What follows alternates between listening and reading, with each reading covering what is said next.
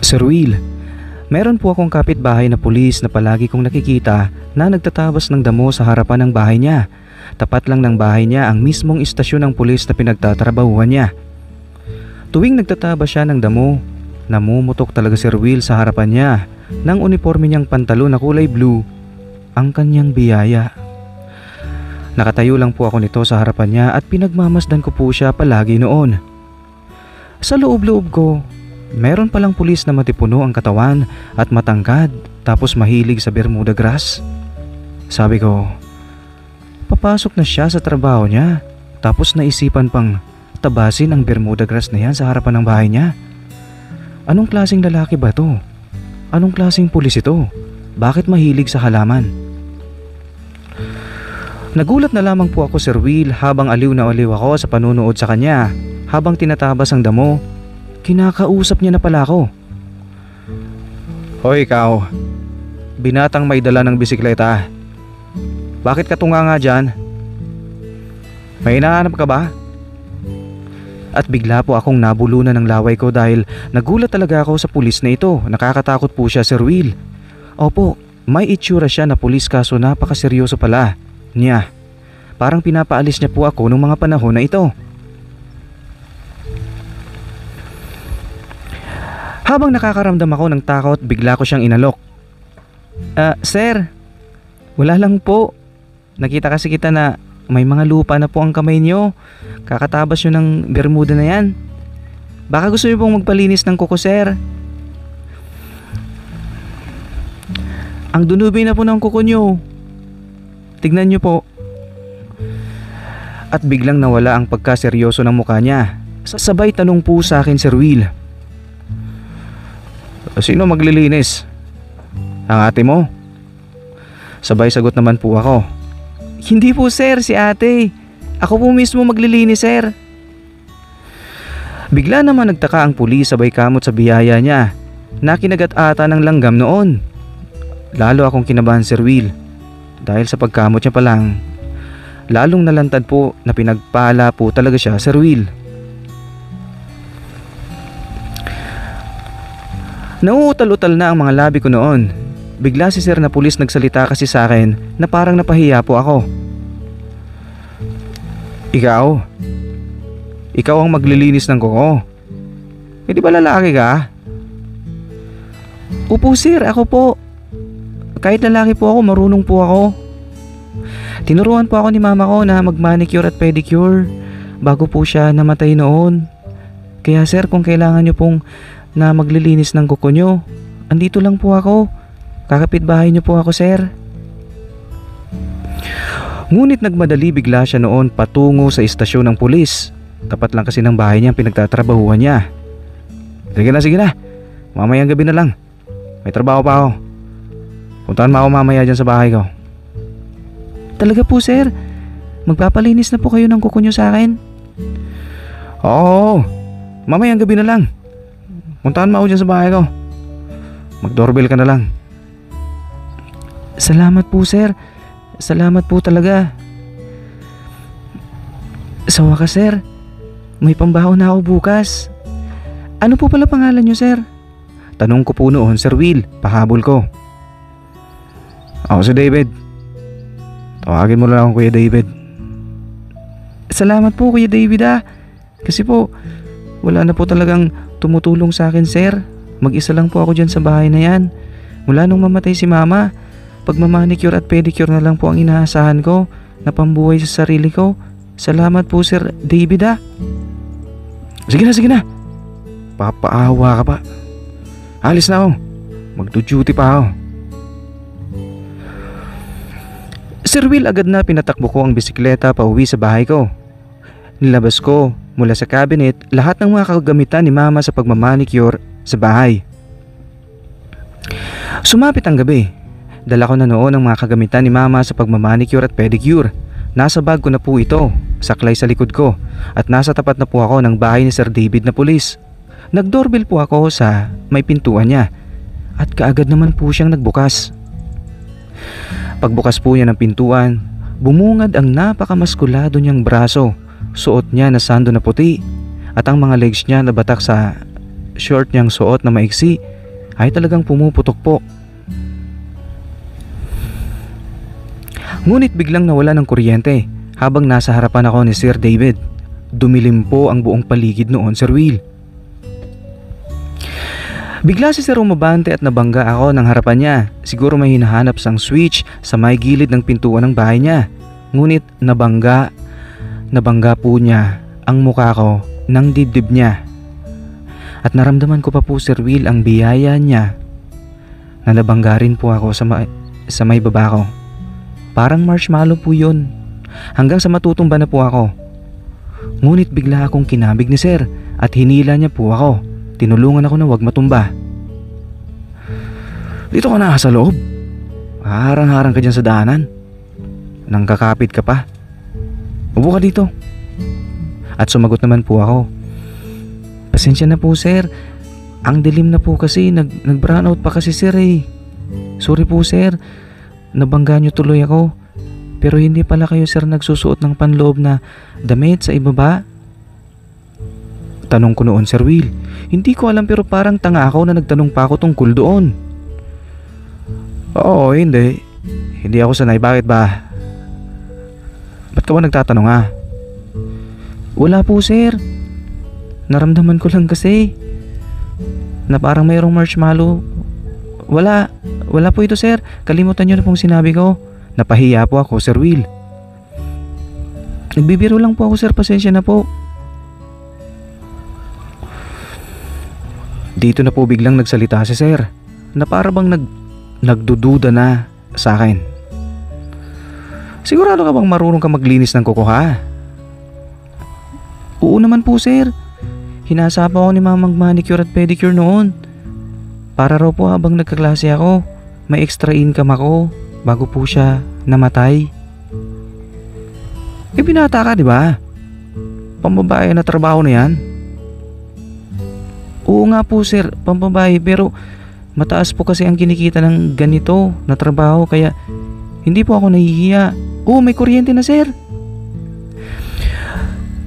Sir Will, nung bumalik na ang kuryente, agad kong inabot ang palad ko. Agad pong inabot ng palad ko ang palad ni Kuya David na pulis. Opo, inabot ko ang palad niya upang kutkutin na ang kuko niya sa kamay niya. Sinabayan ko rin ng kaunting masahe yung palad niya habang nililinis ko po yung kuko niya, na siya pong dahilan kung bakit may nangyari. Kung bakit yung mata niya ay parang nag-iba. Parang may ibang nararamdaman habang minamasahe ko ang palad niya at paminsan-minsan inaalis ko na ang mga dumi na nagtatago sa kuko niya. Habang nililinis ko ang mga kuko niya sa kamay niya, may napansin pa ako, Sir Will, na parang may nagalit na. Opo, yung bumangga sa akin kanina nung nag-brown out yung marshmallow. Habang nakaupo po ako at kinukutkot ko yung kuko ni Sir David dahil nagpipedicure na nga po ako,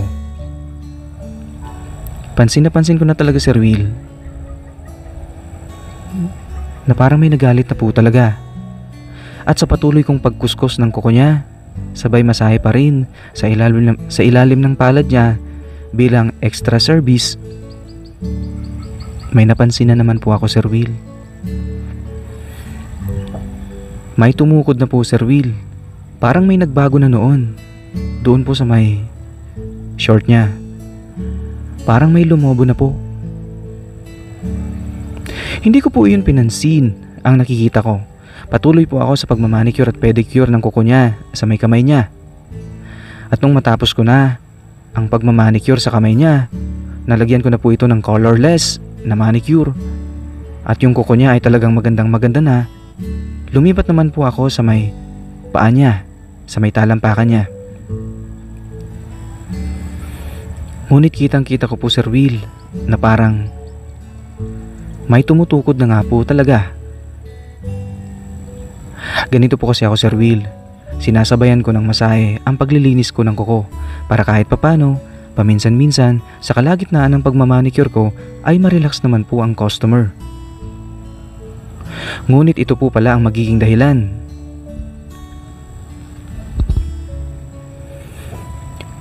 upang mabuhay at umangat ang mga bagay na nagtatago. Kaya nung mga panahon na ito, wala na po Sir Will. Umangat na po talaga ang biyaya ng pulis na ito. Sabayan pa po na hindi pala siya nagsusuot na pangloob sa damit niyang pang ibaba. Kaya nung mga oras na yon ay hindi na ako makatingin sa kanya.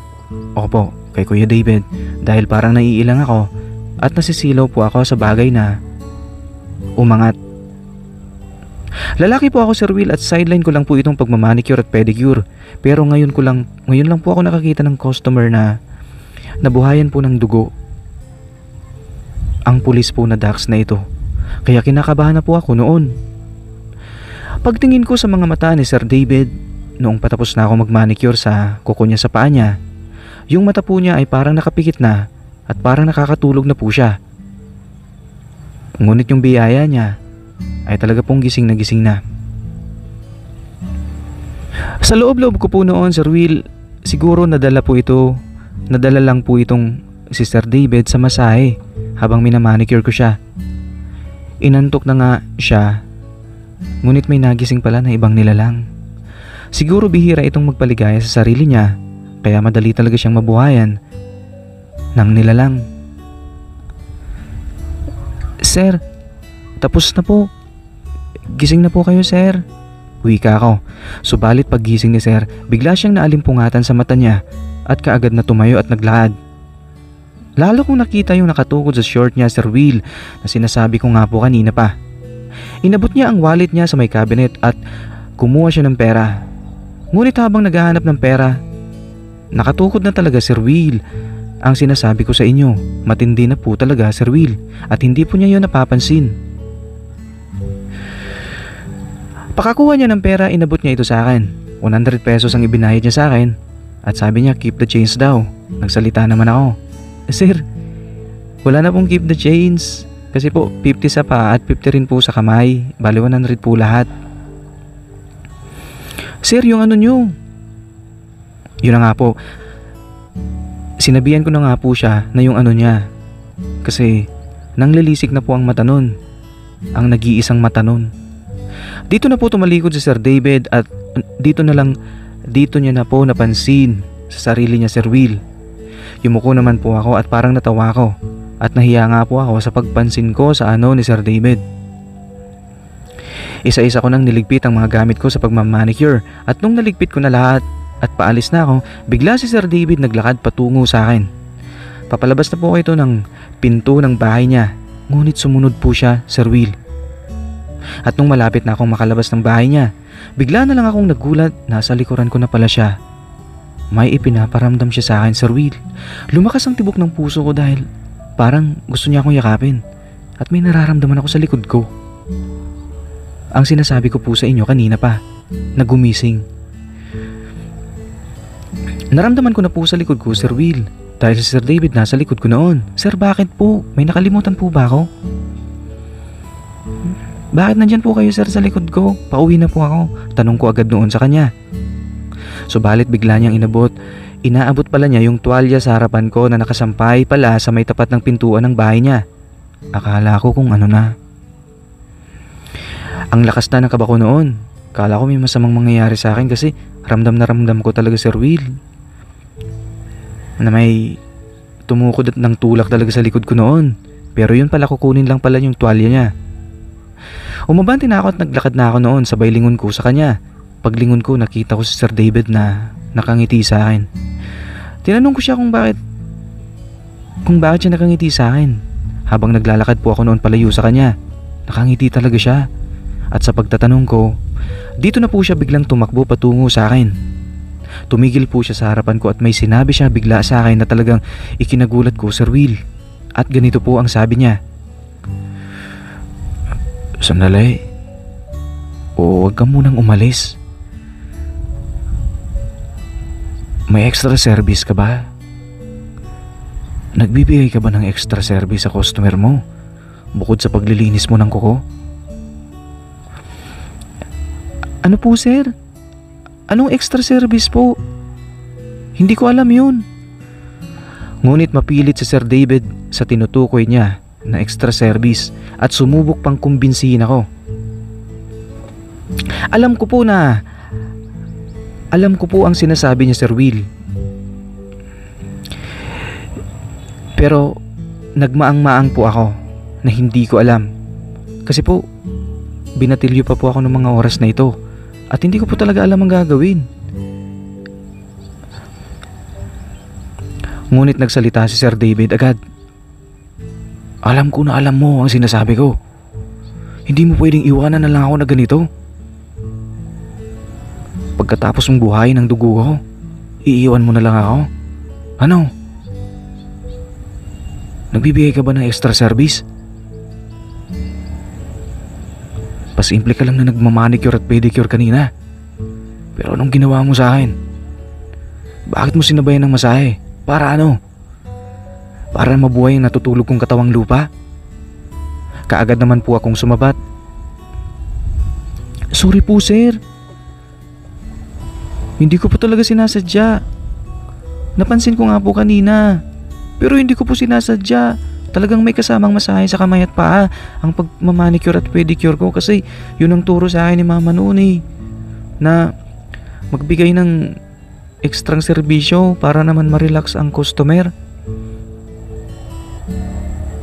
Huwag ka na nga magsinungaling. Alam ko na bakla ka at sinadya mo yun. Di ba? Iiwanan mo na lang ba ako ng basta-basta ng ganito? Masakit ng puson ko. Kailangan ko na. Sumabat ako agad, Sir Will. Sorry po talaga, sir. Baka po kasi bihira kayo magpaligaya ng sarili nyo kaya mabilis po kayo magkaganyan. Uwi na po ako, sir. May klase pa po ako bukas. Tsaka hindi po ako bakla, sir. Sige na po, paalam na. Dito na po biglang nagdabog si Sir David. Sinipa po niya yung basurahan sa gilid ng pintuan niya na yari sa lata. Napatakip naman po ako ng kamay ko sa tenga ko dahil nakakabingi po yung lata. Parang sumabog ng pagkasipa niya. Hindi ko na po alam ang gagawin ko noon, Sir Will. Extra service daw ko no dahil bakla raw po ako kasi nagpe-pedicure at manicure ako na may kasama raw po ko ng masahe. Iyang naisip ko, baka talagang uhaw naman talaga siya sa pagmamahal. Ang pulis na yun na si Sir David. Kaya ganun na lamang makademand ng extra service.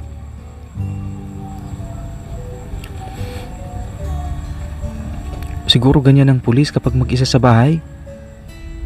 Ganyan siya. Parang gutom, nauhaw. Nataranta po ako noon, Sir Will. Tumakbo ako noon patungo kay Sir David, niyakap ko siya. Gusto ko siyang tumigil kasi nagha-hyper siya. At nagsalita ako ng malambing na pananalita habang yakap ko po siya. At sabi ko noon, Sir, kumalma po kayo. Baka po masugatan pong paa nyo kakasipa nyo sa lata na yan. Kalma lang po, sir. Alam ko po ang ibig nyong i-request sa akin kaso hindi po talaga ako nagaganon. Pasensya na po talaga, sir. Kung hindi ko maibibigay dahil po talaga hindi po talaga ako bakla, sir. Pwede naman po kayo pumunta ngayon sa club at mag-book ng mga babae doon, sir, dyan sa may bayan para mawala na yan. Subalit nagpupumiglas po si Sir David mula sa yakap ko at gusto pang sipain yung lata ng basurahan. Sabay sabi sa akin na, anong babae sinasabi mo? Huwag mo akong utusan. Ikaw ang gusto kong mag-extra service sa akin. Ano? Extra service lang kailangan ko. Iiwanan mo ako ng ganito?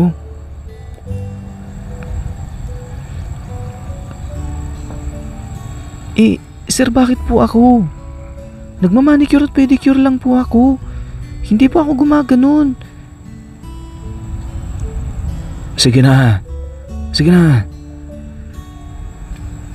Hindi ko alam pero ikaw ang gusto ko talaga. Kaya sige na. Sumama ka na sa akin sa kwarto ko, doon tayo. Naku sir, uuwi na talaga ako. Hindi po pwede. Doon na po ako tumakbo palayo. Tumakas ako sa gutom na si Sir David. Hindi ko talaga akalain na ganun po siya, Sir Will. Siguro may nagbigay na dati sa kanya ng extra service dito sa bahay niya. Kaya po ganun siya. Siguro nagpamasahe na siya dati sa isang babae at naka-avail siya ng extra service. Wala po akong alam. Mahirap naman po magtsamba. Habang papalayo ako, natatanaw ko si Sir David na nagsusuot na po siya ng damit noon. At nung nakapagsuot na siya ng damit, nakita ko na lamang na tumatakbo na siya patungo sa akin. Dito na po ako sumigaw ng malakas at narinig iyon ng mga pulis doon sa malapit na istasyon kung saan siya nagdo-duty. Kaagad naman lumapit ang mga pulis kay Sir David. Pinakalma siya. Medyo malayo-layo na ako noon at nakatanaw na lang ako noon kay Sir David. Pati yung mga sumalubong na pulis sa kanya noon ay nagtataka talaga sa kanya kung anong nangyari sa kanya. Siguro napagkamalan pa siya noon na parang gumagamit siya ng bawal na gamot. Lumipas ang gabi na yun, Sir Will. Sumapit ang panibagong araw. Habang hawak ko ang bisikleta ko at palabas na ako ng bakuran ng bahay namin, nagulat po ako. Si Sir David, nasa may gate ng bahay ko. Lumakas bigla ang tibok ng puso ko noon. Kinabahan talaga ako, Sir Will. Di umatras ako sa pag-atras ko dahil nakikita ko nga po siya doon sa may tarangkahan namin. Nakabantay po siya. Nag-aabang sa akin. Sa pag-atras ko, hila-hila ko rin yung bisikleta ko. Habang si Sir David, naglalakad na po siya papalapit sa akin. Sabi ko, Mama, Papa! Mama, Papa, ano itong nangyayari sa akin? Bakit po may ganito? Bakit andito si Sir David? Ano po kaya kailangan niya? Mama, Papa, nasaan na kayo? Hanggang sa naalala ko, patay na po pala ang mga magulang ko. Hanggang sa kakatatawag ko sa pangalan ni Mama at Papa, naabutan na po ako ni Sir David noon. At nung maabutan niya po ako, Sir Will, bigla niya pong inabot ang kamay ko ng kamay niyang napakalapad. At may nilagay po siya sa kamay ko. Pagtingin ko po sa kamay ko, 500 pesos po pala yun. Nagsalita agad ako. Sir, para saan po ang 500 pesos na ito, sir? At sumagot naman po siya kaagad. At ang sabi niya noon, Na, sama ka sa akin sa bahay. Magkape tayo. Ano po kape? Binigyan niyo po ako ng pera para lang magkape, sir? Oo, na. Tara. Pero hindi lang kape. Baka naman pwede na ngayon. Ha? Anong pwede na ngayon, sir? Yung extra service na naman po ba tinutukoy ninyo? Oo. Na. Sige na. Tara. Sama ka sa akin. Kahit ngayon lang. Isang beses lang naman. Alam mo, 1 linggo na ako na hindi ko na pagbibigyan ng sarili ko. Marami-rami na ito. Ha? Madami na. Si sir talaga oh. Ano naman gagawin ko dyan? Marami rin naman ako niyan. Aalis na po ako, sir. Papasok na po ako sa eskwelahan. Maiwan ko na po kayo dito. Hindi pa ako bakla, sir, ha? Dito na po ako nagmadali na tumakas, Sir Will. Tulak-tulak ang bisikleta ko. At nung makaalis na po ako, lumingon po ako kay Sir David. At ayun. Tulala na po siya noon sa akin. Naiwan siya sa may bakuran ng bahay namin. Sabi niya, madami na raw po talaga. Meron din naman ako ng sinasabi niya. Baka nga mas madami pa yung sa akin kaysa sa kanya. Binata kasi ako at siya mature na. Medyo matanda na siya. Mahina na siya, iwan ko ba sa kanya. Wala ba siyang asawa? Sa loob-loob ko po noon. Tama talaga si mama ko, Sir Will. Sabihin niya sa akin bago po siya mamatay na mag-iingat raw po ako sa pagmamanicure at pedicure ko. Dahil sa sobrang cute ko raw po at sa sobrang maamo ang mukha ko, pati raw po mga lalaki ay posibleng magkagusto sa akin. At ito na nga pong lalaki na pulis na ito ay nababaliw na. Mabuti kong bakla ako. Baka nawala agad ang itim niya sa mata. Kaso hindi naman ako gumaganon. Ano gusto niya, pagbigyan ko siya? Dahil bihira daw kuno siyang magpaligaya sa sarili niya. Sir Will, to make my long story short, ito na nga po, sasabihin ko na ang pinakamalala talaga. Lumipas ang 3 araw noon, palagi ko yan nadadaanan si Sir David sa gilid ng kalsada sa may tapat ng eskwelahan namin. Nagbabantay po yan ng mga sasakyan at mga estudyante na tumatawid sa kalsada sa harapan mismo ng paaralan ko. At nakita niya nga po ako noon na naglalakad.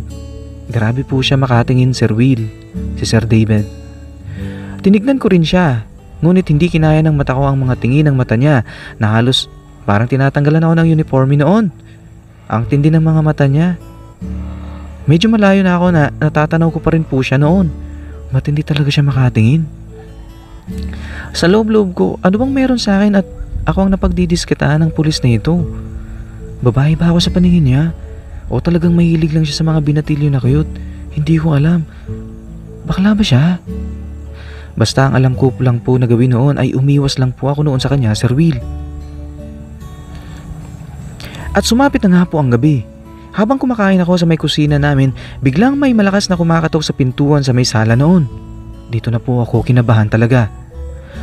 Agad kong naisip na baka si Sir David na naman yun.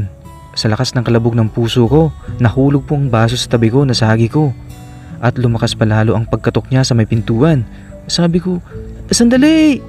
Sino po ba yan?" Wika ko na taranta na talaga ako noon. Pero wala po akong magawa noon kundi isipin ko na dapat buksan ko ang pinto dahil kapag hindi ko binuksan ang pinto, palakas ang pagkatok niya, baka magising ang mga kapitbahay ko sa lakas ng pagkatok niya. Kaya tinapakan ko po ang sarili ko, Sir Will. Pinagbuksan ko po siya ng pintuan.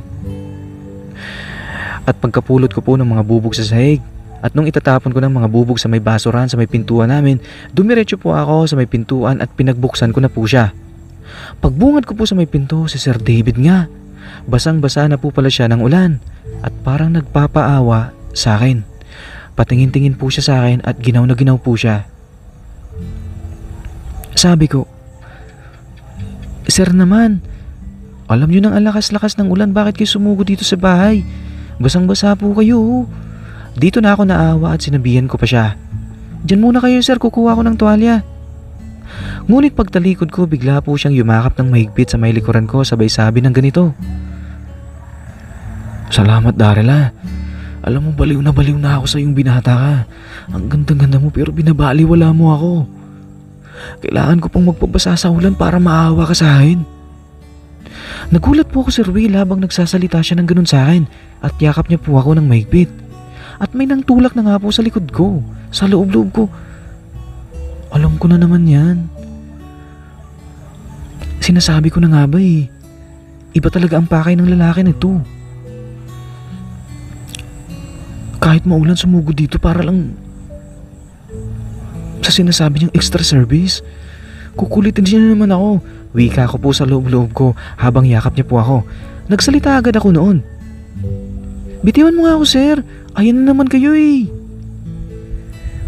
Ipinaparamdam niyo naman sa akin. Ganyan po ba talaga kayo?"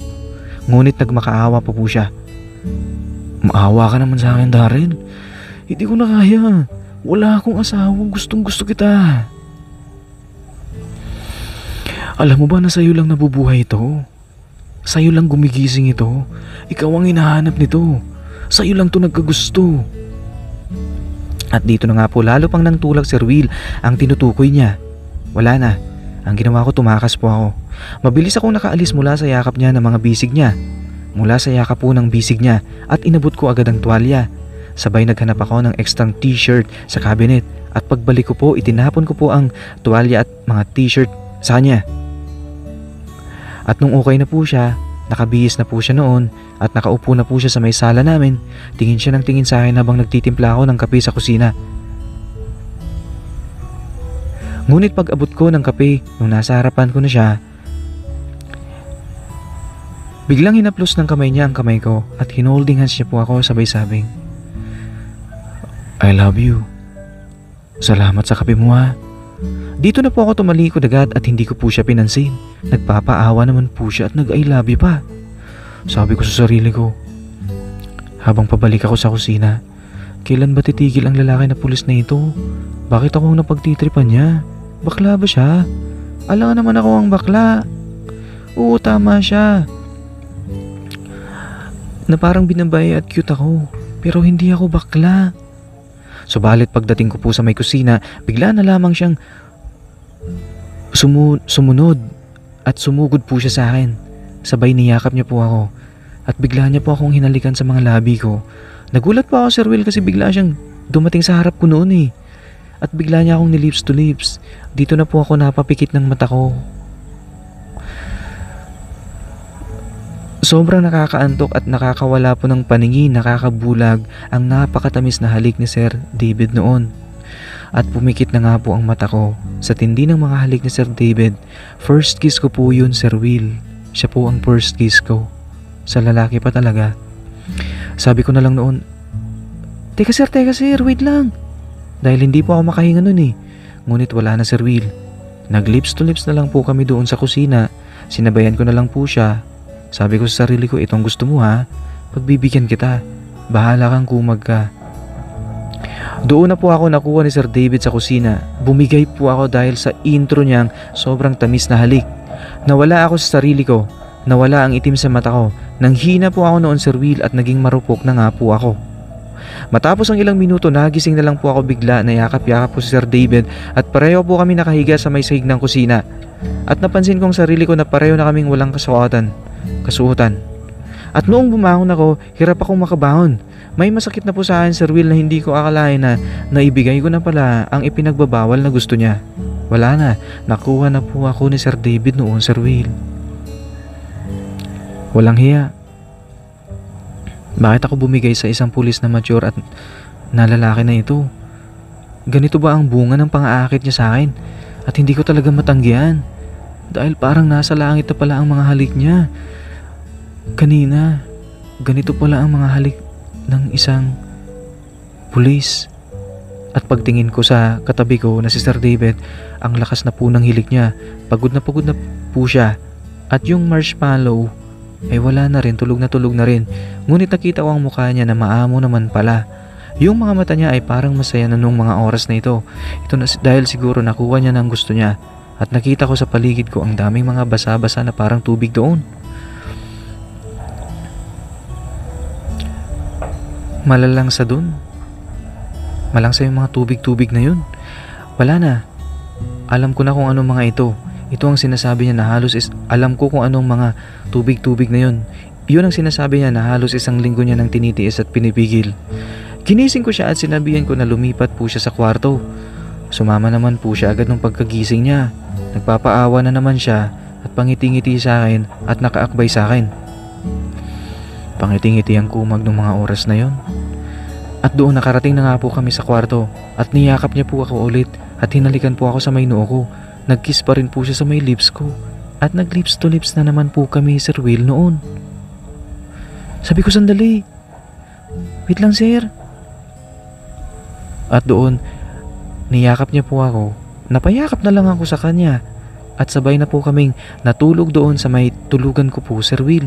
At niyakap niya po ako ng mahigpit at natulog po kami at nakangiti si Sir David. Baliw ba ang pulis na ito? Mahilig sa bagets? Dito na po nagtatapos ang sulat ko, Sir Will. Maraming salamat po sa pagbasa ninyo. Ito po ang kwento ng isang pulis na mahilig po sa bagets. Salamat po.